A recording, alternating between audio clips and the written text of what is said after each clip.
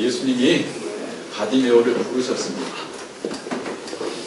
주님의 부르심에 맹인 거지 바디메오가 겉옷을 내버리고 뛰어 일어나서 달려갔다 그랬습니다. 그의 간절한 열망이 있었습니다. 제자들이, 사람들이 조용히 해, 잠잠히 해 라고 했는데도 그는 거듭 다윗의 자손 예수의 나를 불쌍히 여기소서 간절히 외쳤고, 주님이 그의 간절함을 보시고 물으셨습니다. 내가 네게 무엇을 하여 주기를 원하느냐? 자, 그때 바디메오가 대답을 합니다. 주님, 보기를 원합니다. 주님, 제가 보기를 원합니다. 여러분, 바디메오는요, 돈을 구하지 않았습니다. 그는 거지였잖아요. 거린이었습니다. 길가에서 구걸하던 자였어요. 그러나 돈을 구하지 않았어요. 뭘 구했습니까? 보는 것을 구했습니다. 왜 보는 것을 구했을까요? 그것이 중요한 문제였기 때문입니다. 그것이 근본적인 문제였기 때문입니다. 오늘 우리도 주님이 부르셨습니다. 주님 앞에 나와봤어요. 주님이 동일한 질문으로 오늘 우리에게 물으십니다. 내가 내게 무엇을 하여 주기를 원하느냐? 여러분, 무엇이라 대답하시겠습니까? 바디메오처럼 주님 앞에 대답할 수 있길 바라요. 주님, 제가 보기를 원합니다. 한번 따라해볼까요? 주님, 보기를 원합니다. 보기를 원합니다. 여러분 안에 이런 질문이 생긴 분이 있을 거예요. 목사님, 저는 봅니다. 소경이 아닙니다. 저는 다른 거 구하려 합니다. 여러분은 주님이 주시는 다른 말씀을 들을 필요가 있어요. 한 장을 더 넘기면 요한복음 9장이 나옵니다. 9장 39절로 41절을 보세요. 9장 39절로 41절. 예수께서 이르시되 내가 심판하러 이 세상에 왔으니 보지 못하는 자들은 보게 하고 보는 자들은 맹인이 되게 하려 함이라 하시니, 바리새인 중에 예수와 함께 있던 자들이 이 말씀을 듣고 이르되 우리도 맹인인가? 예수께서 이르시되 너희가 맹인이 되었더라면 죄가 없었으려니와 본다고 하니 너희 죄가 그대로 있느니라. 자, 여러분, 무엇을 듣습니까? 지금 내가 보고 있는 것이 다가 아니라고 합니다. 내가 본다고 하지만 정말 중요한 것을 보지 못하는 소경일 수 있다라고 하는 것입니다. 제가 지난 주간에 정말 무서운 경험을 했어요. 제 집안에 장례가 났어요. 장례식장에 갔는데 제 옆에는 아내가 탔고요. 제 뒷좌석엔 큰딸이 탔어요. 장례식장 주차장이 꽉 찼는데 한 자리가 딱 비어있더라고요. 찾아가서 뒤로 후진으로 주차를 시켰는데 이제는 되었다 싶어가지고 이제 브레이크를 밟고 기어를 파킹에 위치에 놓는 순간이었어요. 갑자기요, 제 차가 뒤로 밀려 내려가는 것이었어요. 마치 경사지에 주차할 때 이 브레이크를 밟지 않은 상태로 중립에 놨을 때 그냥 밀려 내려가듯이요, 뒤로 막 질주하는 거였어요. 반사적으로 저는 오른발로 브레이크를 밟았어요. 그런데도 차가 계속해서 뒤로 쑥 밀리는 것이었습니다. 순간 당황하여서 오른손으로 급히 사이드 브레이크를 발을 잡아당겼습니다. 아니, 그런데도 이 차가 통제되지 않고요, 더 빠르게 뒤로 막 밀려가는, 마치 낭떠러지고 떨어질 것 같은 그런 당혹감 확 밀려왔어요. 제어가 안 되는, 무슨 일이지? 고장, 뒤에 딸이 탔는데. 순간 여러 가지 생각이 막 교차했어요. 손과 발에 힘이 들어가면 온몸이 경직되었습니다. 생각해보세요. 발은 브레이크 밟고 막 땡기고. 그때였어요. 갑자기 옆에서 아내가, 여보, 당신 왜 그래요? 아내가 묻는 것이었어요. 정신을 차리고 보니까요, 오른쪽에 주차했던 차가 제가 주차하는 것을 보고서 됐다 싶어 그때 출발하면서 빠져나간 거였어요.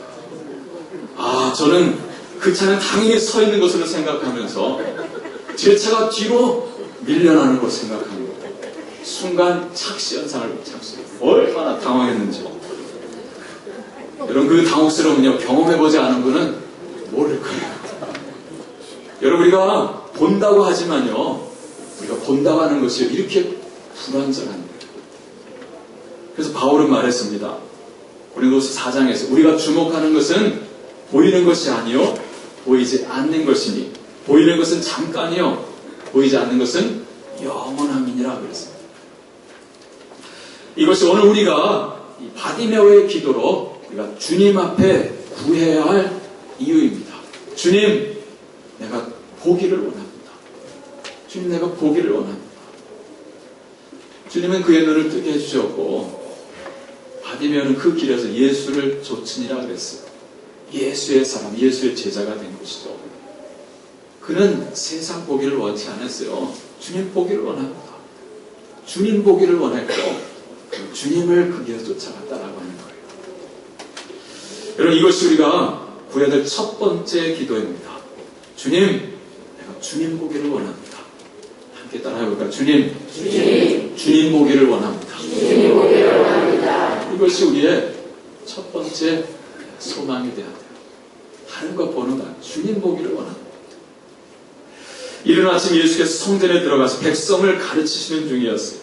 서기관들과 바리새인들이 음행 중에 잡힌 여자를 끌고 와서 한가운데 세웠습니다. 그리고 말하죠. 선생이여, 이 여자가 간음하다가 현장에서 잡혔나이다.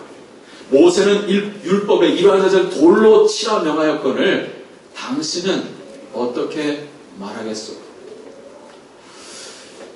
이들이 이렇게 말한 것은 그 여인을 어떻게 처분하는 것이 좋은지 몰라서 물은 것이 아니었습니다. 이어지는 6절에 뭐라고 말하고 있습니다. 이렇게 말하면 이는 고발할 조건을 얻고자 하여 예수를 뭐한 것이다래요? 시험함이로라 그랬어요. 악한 사람들입니다. 그들은 밤사이에 일을 꾸몄어요. 악을 꾸민 거예요.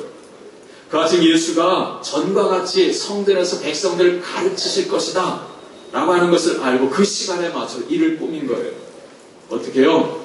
한 남자를 매수 또는 누구가 자원했을 수 있어요. 그리고 넘어갈 만한 여인을 찾습니다. 그리고 여인을 미혹합니다. 음행의 자리로 끌어들인 거예요. 그리고 소위 현장을 덮쳐서 그 여인을 잡아온 것입니다. 남자는 어디 갔을까요? 미리 짜고 친 거니까 도망치고 못 잡는 것으로 꾸몄을 거예요. 여인을 잡아다가 한가운데 세우고 예수께 이렇게 추궁해서 물었던 것이죠. 예수 선생, 율법에 이런 여자는 돌로 치라 했는데 당신은 뭐라고 말하겠소? 그때 예수님께서는 너희 중에 죄 없는 자가 먼저 돌로 치라 하시는 말씀은 그들을 모두 물리쳤습니다. 예수를 책잡으려 했던 그들이 도리어 부끄러움을 당하고요. 그들이 다 흩어졌다 그랬어요. 여러분, 일찍이 예수님께서 주신 말씀이 있죠. 산상순 마태복음 7장 말씀에 어찌하여 형제의 눈 속에 있는 티는 보고 내 눈 속에 있는 들보는 보지 못하느냐.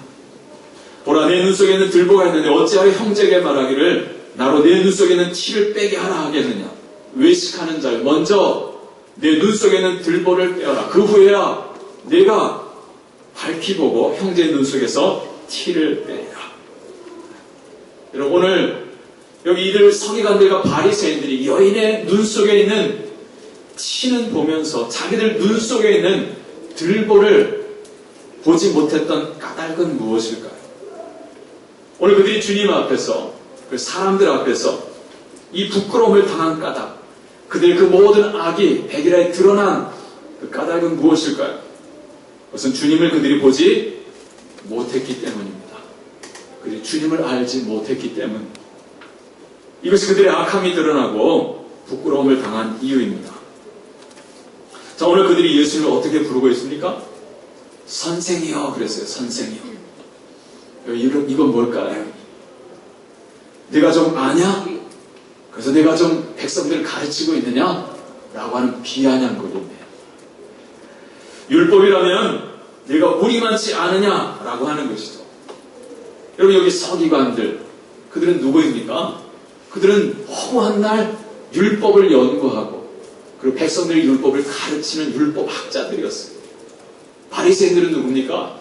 그 가르침을 받아서 그 율법대로 철저하게 산다라고 자신했던, 자부했던 자들입니다.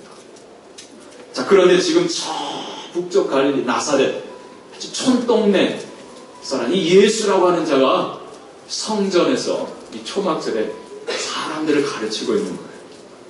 그들 보기에 얼마나 못마땅했겠습니까? 게다가 그분의 입에서 나오는 말이란 뭐예요? 그들의 그 껍데기 신앙, 죽은 신앙, 숨은 은밀한 죄를 드러내시는 말씀들이었어요.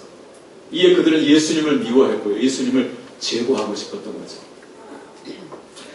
선생이여 라고 불렀지만 예수님께 존경하는 마음으로 뭐 좀 하나 가르쳐 주세요라고 했던 것이 아닙니다. 한판 붙어보자 라고 했던 것이죠. 그들은 이렇듯 율법을 들먹이면서 예수님께 한판 승부수를 던졌습니다. 왜 그렇습니까? 그들은 율법이 전부인 줄 알았습니다. 그들은 율법이 그림자인 것을 알지 못했습니다. 그들은 예수님이 율법의 실체가 되시는 분임을 알지 못했습니다. 그들은 예수님이 율법의 완성으로 오신 것을 알지 못했어요. 때문에 소위 그들은 번데기 앞에서 뭘 잡은 거예요? 주름 잡은 거예요. 주름 잡은 거예요.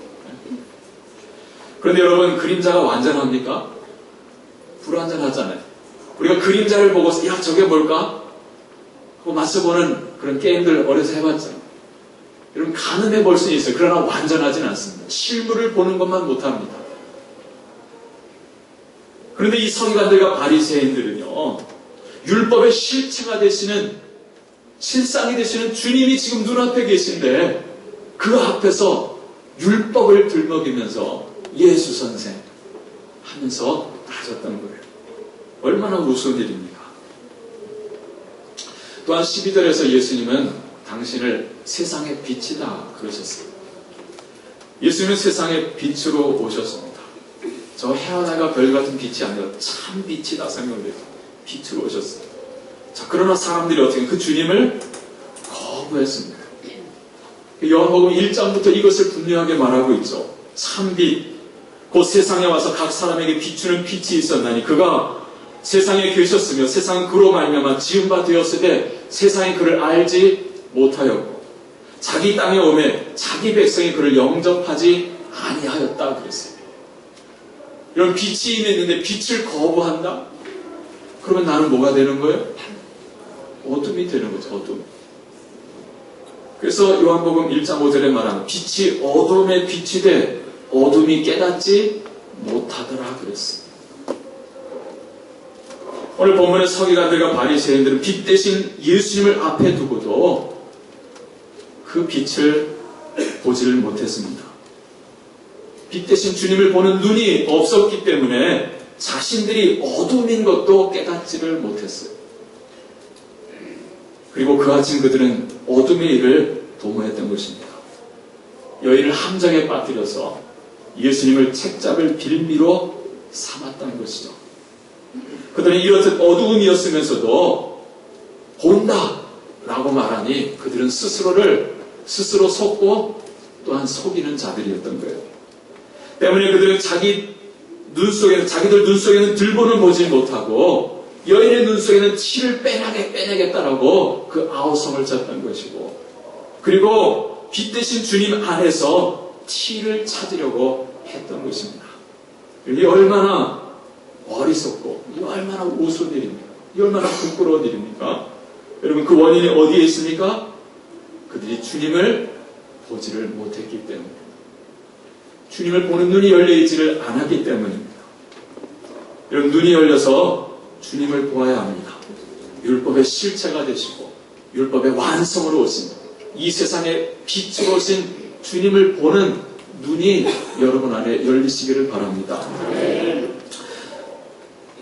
우리가 주님을 만나면요, 우리가 빛 대신 주님을 만나면 첫 반응이 뭔지 아세요? 내가 보이는 말. 어떤 나요? 그 주님 앞에 설 수 없는 부끄러운 주인된 내가 보이는 말. 갈릴리 바닷가에서 선상에서 말씀 중에 베드로가 주님을 만나죠. 그때 주님을 만나는 그 순간, 주님을 경험하는 그 순간 베드로가 한 고백이 무엇입니까? 주님 앞에 엎드렸잖아요. 주님, 나를 떠나소서, 나는 죄인이로소이다 했어요. 이것이 주님을 만나는 자의 첫 고백입니다. 첫 반응입니다. 여러분 이사야 선지자도 그랬죠. 그가 우시야 왕의 죽던 해 그가 성전에 들어갔는데 성전에 가득한 여호와의 영광을 보았다 그랬어요. 그때 그의 첫 반응이 뭐였죠? 화로다. 화로다. 나여 망하게 되었도다. 나는 입술이 부정한 사람이요. 나는 입술이 부정한 백성 중에 거주하면서 내가 만군의 여호와 하나님 왕을 배웠으리로다 그랬어요. 여러분 그렇습니다. 주님을 보면 내가 보여요. 부끄러운 죄 있는 내가 보이는 이것이 우리가 구할 두 번째 기도입니다. 함께 따라해볼까요? 주님, 나를 보기를 원합니다. 나를 보기를 원합니다. 가슴에 손 좀 얹어. 나를 보기를 원합니다. 나를 보기를 원합니다. 어떤 나요? 주님 앞에 설 수 없는 부끄러운 죄인들입니다. 주님을 보지 못하면요, 내가 보이질 않아요. 내가 꽤 괜찮은 사람인 양 생각합니다. 나는 다른 사람들과 좀 달라 이렇게 생각을 해요. 그래서 사람을 판단하고 또 정죄합니다. 이것이 유대인들의 잘못이었어요. 오늘 보면은 이 서기관들과 바리새인들의 잘못이었고요. 오늘날 교회는 다니지만 예수님을 만나지 못한 사람들의 잘못이기도 합니다. 예수님을 만나기 전에 바울이 그랬잖아요. 그는 스스로 말하기를 자기는 바리새인 중에 바리새인이다 그랬어요. 그는 자기가 가장 의로운 줄 알았어요. 그래서 다른 바리새인들과 같이 예수를 핍박했고요. 예수를 믿는 자들 그렇게 잡아다 죽이는데 앞장섰습니다. 그는 그것이 하나님을 위한 일인 줄 알았다 그랬어요. 그러면서 말하기를 그때 나는 하나님께 대한 열심은 있었지만 하나님 아는 지식이 없었다라고 말합니다. 주님을 만나지 못했답니다. 주님을 섬긴다 하면서도 주님을 알지 못했어요. 그래서 나를 알지 못했고 그래서 다른 사람을 판단하고 정죄하면서 죽이는 일을 했었던 것입니다. 그런 그가 다메섹에는 예수 믿는 사람을 잡으러 가던 중에 주님을 만나죠. 햇빛보다 더 밝은 빛으로 찾아오신 주님을 만났다 그는 간증합니다. 사실 주님이 그를 찾아오신 것이죠. 그가 주님을 만났을 때 어떻게 됩니까? 그의 눈에서 비늘 같은 것이 벗어졌다고 했어요. 그리고 비로소 자기 자신을 바로 보게 되었습니다. 이후에 그의 입에서 나오는 고백이 무엇입니까? 나는 만삭되지 못하여 난자 같은 자입니다. 나는 부족한 자라는 거죠. 죄인 중에 내가 괴수입니다라고 말했습니다. 그는 주님 앞에서 지극히 작고 추악한 죄인된 자기를 자신을 보았습니다. 오늘 본문의 서기관들과 바리새인들은 빛 대신 주님을 눈앞에 두고도 그분 앞에서 어두움인 자기 자신들을 보지를 못했습니다. 그래서 그날 아침 주님을 대하여 이와 같은 악을 도모했던 것입니다. 그리고 두 손에 돌을 듭니다. 누구를 향해 던지려고요? 그 여인을 향해 던지고 그리고 하나님을 모독한다라고 생각한 예수를 향해서도 던질 돌이었어요. 그때 주님이 하신 일은 무엇입니까?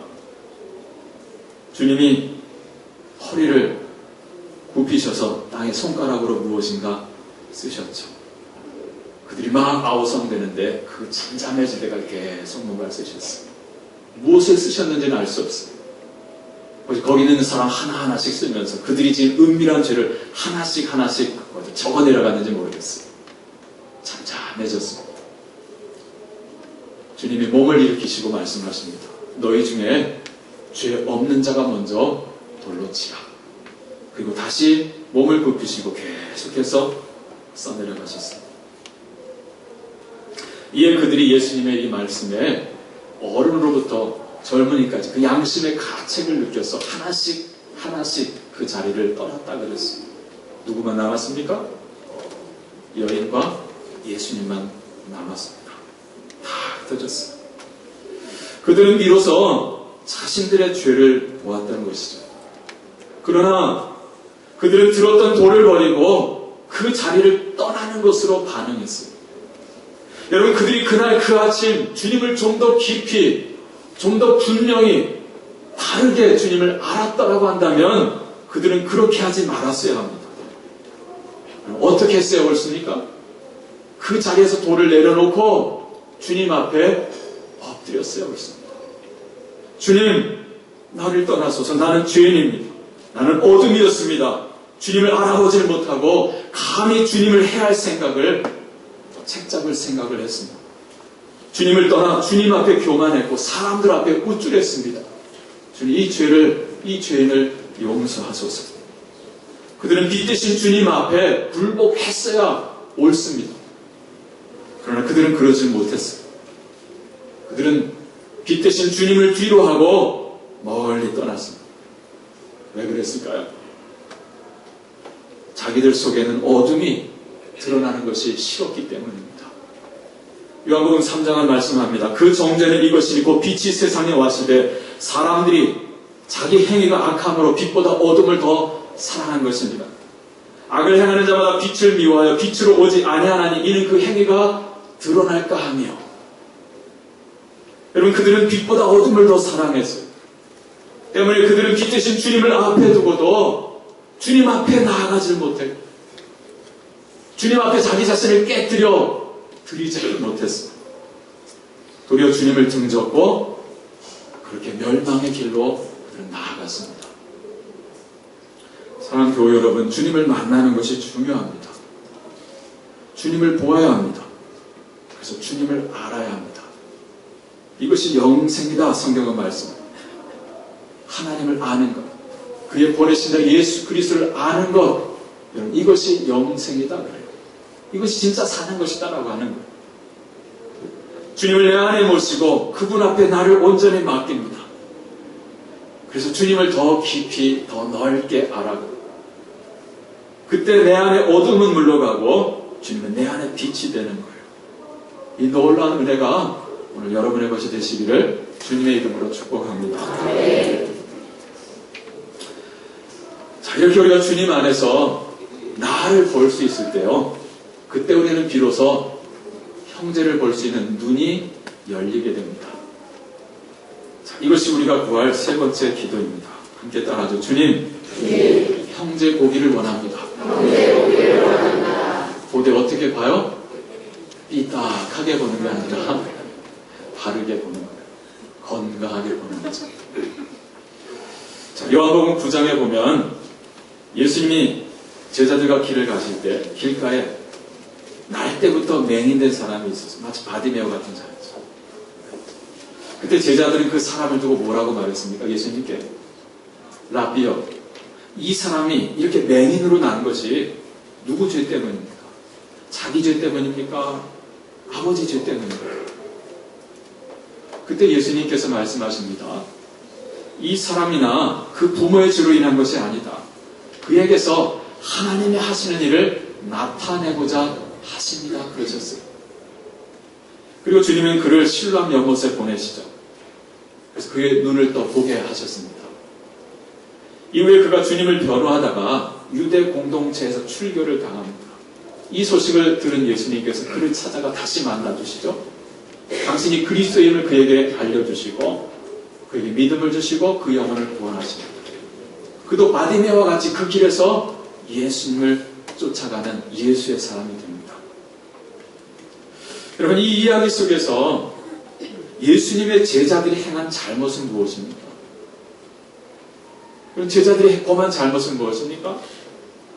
형제를 보는데 그의 과거를 보려고 했다는 거예요. 형제의 죄를 보려고 했습니다. 이 사람이 이렇게 된 것이 누구 죄 때문입니까? 자기 죄 때문입니까? 부모의 죄 때문입니까?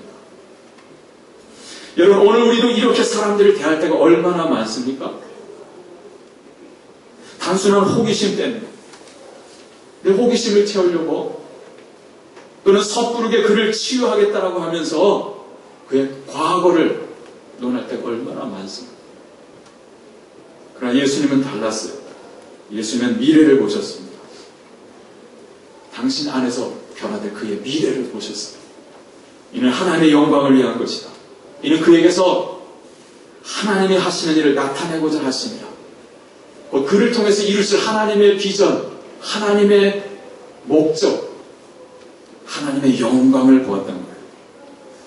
그래서 그를 품었고 그를 신뢰함으로 인도하셨습니다. 자, 오늘 본문의 서기관들과 바리새인들이 범한 잘못이 있죠. 동일한 잘못을 범했어요. 어떤 잘못입니까? 그 여인을 보는데 여인의 과거를 봅니다. 바른 눈으로, 건강한 눈으로 그 여인을 보아주질 않았어요. 그들은 그 전날 밤 일을 작당하면서 소위 소문이 안 좋은 여자를 찾았습니다. 앞서 말씀드린 대로 한 남자를 매수한 여인을 죄의 자리로 유도합니다. 음행에 빠지게 합니다. 현장에서 여인을 잡아 사람들 앞에 세워 그 죄를 드러내면서 그 죄를 지적합니다. 그러면서 예수를 책잡을 빌미를 찾았던 거예요. 그들은 그들 앞에, 사람들 앞에서 고통하고 있는 그 여인의 아픔은, 그 두려움은 안중에도 없습니다. 서기관들과 바리새인들에게는 형제를 바로 보는 눈, 건강하게 보아주는 눈이 닫혀져 있었어요. 여러분, 그날 그 자리에는 이들 서기관들과 바리새인들만 있었던 것이 아닙니다. 누가 같이 있었습니까? 예수님 말고요. 제자들이 있었고, 아침부터 예수님께 말씀을, 가르침을 받았던 수많은 백성들이 있었어요. 초막절을 지키러 왔다. 여러분, 그들은 어떠했을까요? 그들이 이 여인을 어떻게 보았을까요? 그들 역시 음행하다 잡혀온 여인을 보며 분노했을 거예요. 그리고 한마디씩 말을 토했을 것입니다. 더러운 년, 돌을 던져야 마땅하오. 10계명에 분명히 간음하지 말라 하지 않았어. 율법을 범한 자는 엄하게 다스려야 하고 일벌백계해야 합니다. 돌을 던져야 합니다. 그리고 주섬주섬 돌을 주워듭니다. 그들은 여인을 향해서 목소리를 높이고 돌을 던지는 것으로 자신들의 은밀한 숨은 죄를 포장하려고 했는지도 몰라요. 그런 말 있잖아요. 방귀 낀 놈이 성낸다고 말했죠. 이렇듯 사람들은요, 변화될 여인의 미래를 보려고 하질 않았습니다. 과거를 봅니다. 죄를 봅니다. 그리고 죄를 지적합니다. 그리고 여인의 아픔엔 전혀 관심이 없고요. 그 여인을 짓밟음으로 자기들의 의로움을 드러내려고만 합니다. 왜 그렇습니까? 그들은 주님을 보지 못했기 때문에, 주님을 앞에 두고 주님을 알지 못했기 때문입니다. 우리의 모든 죄를 짊어지시고 십자가에 달려 죽으심으로 그 죄를 도말하실 그 은혜의 주님을 그들이 보지 못했기 때문에, 십자가에서 죽으시고 부활하심으로 우리에게 새로운 삶을 주시는 그 주님을 보는 눈이 없었기 때문입니다. 그들은 내 안에 빛되신 주님을 모시지 못한 사람들, 여전히 어둠 가운데 있었던 자들. 그러나 예수님은 어떻게 하셨습니까? 예수님은 너희 중에 죄 없는 자가 먼저 돌로 치라 하셨죠. 그들 안에는 어두움을 보게 하셨던 거예요. 그들이 다 떠나갔습니다. 예수님과 여인만 남았어요. 그때 주님이 하신 일은 무엇입니까? 주님께서 여인에게 묻습니다. 여자여, 너를 고발하던 그들이 어디 있느냐? 너를 정죄한 자가 없느냐? 왜 주님이 이것을 여인에게 물으셨을까요? 오늘 우리에게 주시는 하나님의 말씀은 무엇일까요? 이 세상에 의인은 없다는 거예요. 하나님 앞에 의인은 하나도 없다. 다 치우쳤다는 거예요. 다 비정상적이라는 거예요. 모두가 다 죄인입니다. 근데 사람들은 죄의 경중을 따집니다. 죄의 양을 따집니다. 그래서 나는 달라. 나는 이들과 달라. 이렇게 생각합니다. 그러면서 정죄하고 또 판단하죠. 사람의 기준이에요. 하나님의 기준은 다릅니다. 여러분, 성경은요, 죄의 경중, 죄의 양을 따지지 않습니다. 죄의 본질을 따지는 거예요. 성경에서 말씀하는 게 무엇입니까? 우리는 본질상 진노의 자녀이었다라고 말합니다. 유대인이나 헬라인이나 다 죄 아래에 있다라고 성경은 선언하고 있습니다. 죄의 본질을 말씀하고 있는 거예요. 여러분, 여기 사과나무가 있다고 해보세요. 그 사과나무에 아직 열매가, 사과가 열리지 않았어요. 그래도 이 나무는 무슨 나무예요? 사과나무. 사과나무 열매가 많이 맺혔든 적게 열지. 열매가 있든 아직 없든 사과나무. 죄 역시 마찬가지. 우리는 본질상 죄인이라는 거예요. 죄를 많이 지었든 적게 지었든 드러난 죄가 있든 없든 우리는 본질적으로 하나님을 떠난 죄인이고 하나님을 두려워하지 않는 죄인이다라고 하는 것입니다. 이것을 주님께서 여인에게 확인시켜 주셨다. 그러나 주님이 말씀하신 것은요, 그러니 가서 너도 마음껏 죄짓고 살아라, 이렇게 하신 것이 아니죠. 뭐라고 말씀하셨어요? 나도 너를 정죄하지 아니하노니 가서 다시는 죄를 범하지 말라. 예수님은요, 죄를 죄로 여기셨어요. 정죄하지 않는다고 해서 그것이 죄가 아닌 것이 아닌 거예요. 죄는 죄예요. 그러나 정죄하지는 아니하셨어요. 우리 여인을 품고 그 여인을 빛 가운데로 인도하셨습니다. 은혜가 지배하는 삶으로 초청하시는 거예요. 12절 말씀입니다. 함께 읽을까요? 12절 말씀. 예수께서 또 말씀하여 이르시되 나는 세상의 빛이니 나를 따르는 자는 어둠에 다니지 아니하고 생명의 빛을 얻으리라 하며. 이제 더 이상 어둠이 되지 말라 하시는 거죠. 빛 가운데 행하라. 아니, 너는 세상의 빛이다 라고 하시는 말씀이에요. 여러분, 저들은 여인의 죄를 드러내고 여인을 죽이려고 했습니다. 그렇게 자신들의 죄를 포장하려고 했어요. 그러나 예수님은요, 여인의 죄를 용서하고 여인을 살리려고 했습니다. 고통한 여인의 아픔을 품어주면서 그 여인을 생명의 빛 가운데로 인도하셨습니다. 여러분, 그날 그 아침 그 성전에서 그 자리에서 이 여인을 정죄할 수 있는 자격을 가진 분은 오직 한 분이십니다. 누구십니까? 죄 없으신 하나님의 아들 예수 그리스도십니다. 근데 그 주님도 그 여인을 정죄하지 아니하셨어요. 그런데 누가 이 여인을 정죄할 수 있습니까? 그 죄로 인하여 지금 고통하고 두려워 떨고 있는 이 여인, 누가 정죄할 수 있습니까? 주님이 여인을 정죄하지 않는다. 주님을 보는 자는 은혜로 살고요, 은혜로 사람을 봅니다. 주님을 보는 자는 자기 눈에 있는 들보를 먼저 봅니다. 그것을 사해주시는 그 크신 은혜의 주님을 압니다. 그 주님을 경험합니다. 때문에 형제의 눈 속에 있는 티를 보고 그것을 정죄하지 않아요. 정죄할 수 없죠. 왜? 내 눈에는 뭐가 있는데? 들보. 나는 더 흉악한 죄인이었음을 알기 때문입니다. 그래서 이제 그를 은혜의 주님께로 인도합니다. 형제의 과거를 보는 것이 아니라 주님 안에서 변화될 미래를 보는 것이죠. 이것이 바로 복음의 사랑입니다. 아시시의 성 프란시스, 여러분 아시죠? 그분이 제자들과 함께 40일 금식 기도를 했어요. 자, 39일째 되던 날, 딱 하루를 남겨두던 날이었어요. 허기를 이기지 못한 한 젊은 제자가 수프 냄새, 그 냄새 유혹을 이기지 못하고 그만 수프 한 숟가락을 떠먹고 말았어요. 그 순간 함께 금식하던 다른 제자들이 눈을 부릅뜨고 그 제자를 노려보았습니다. 그가 금식을 깨뜨렸기 때문이죠.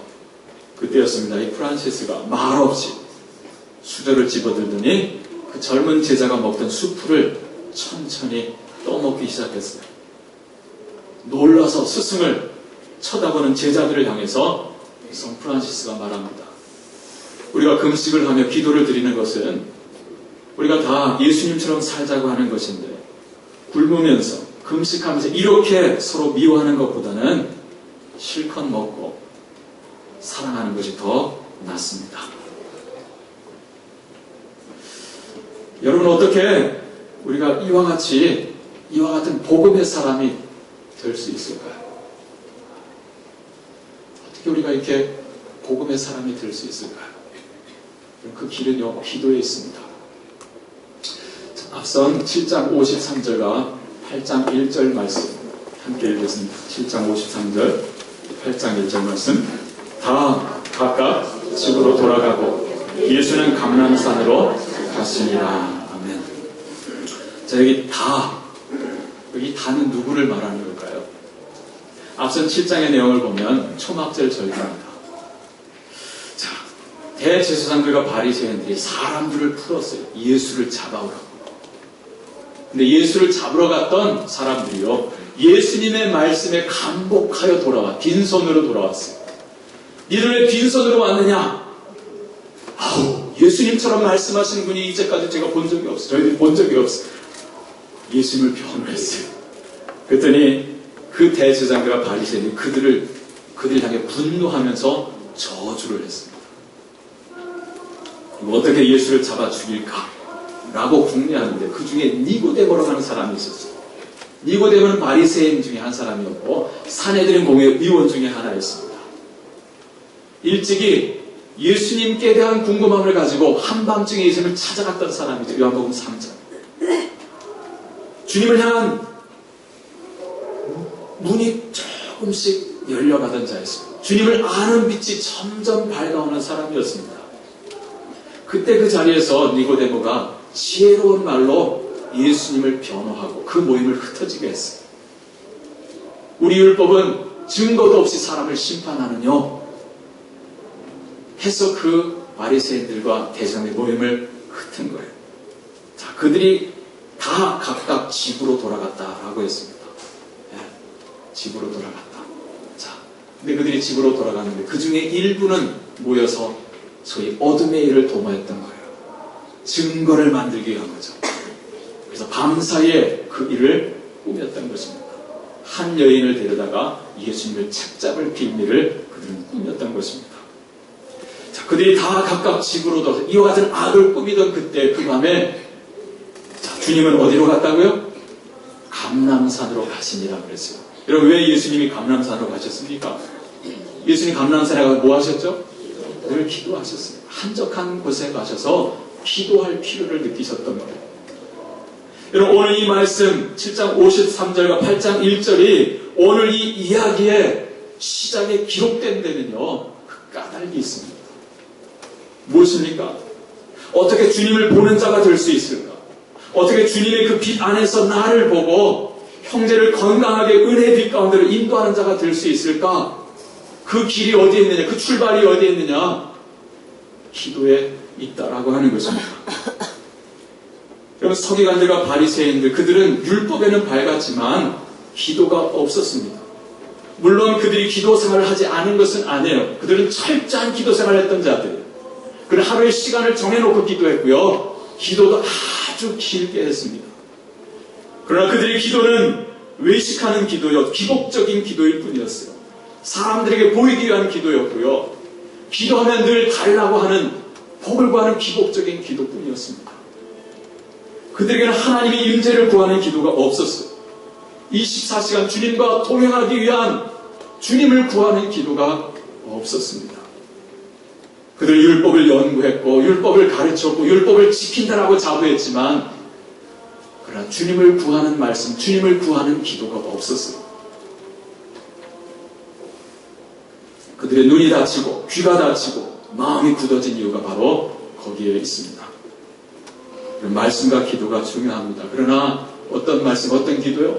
하나님을 구하는 말씀, 하나님을 구하는 기도, 하나님의 얼굴을 구하고 하나님의 임재를 구하고 24시간 주님과 동행하기 위한 그 말씀 묵상과 기도가 있어요. 주님 보기를 원합니다. 주님 알기를 원합니다. 그렇게 주님을 구할 때 우리는 주님을 알게 되고 그 주님의 빛 안에서 나를 보고 형제를 빛 가운데로 인도할 수 있습니다. 기도하겠습니다.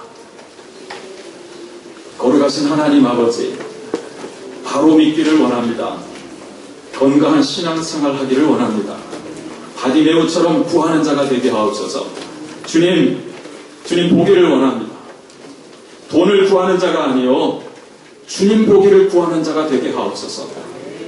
그래서 주님을 알게 하시고 주님의 그 빛 안에서 나를 보고 형제를 건강한 눈으로 보고 주님의 빛 가운데로 인도하는 복음의 사람 되게 하여 주옵소서. 예수님의 이름으로 기도합니다.